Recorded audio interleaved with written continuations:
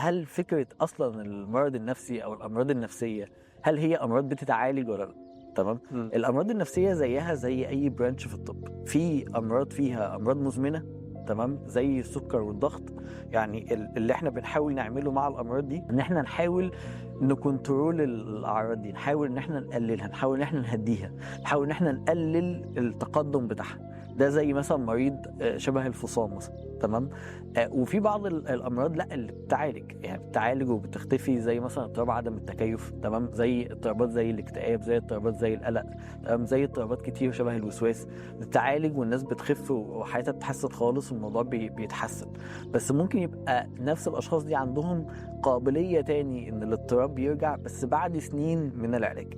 تمام، ففي ناس بتتعالج خالص وفي ناس اللي هو الموضوع بيرجع بس على فترات متباعدة، وفي ناس أو في بعض الاضطرابات شبه الفصام دي بتبقى اضطراب مزمن شبه الضغط والسكر اللي محتاج علاج بشكل مستمر وما ينفعش البيشنت يوقف العلاج.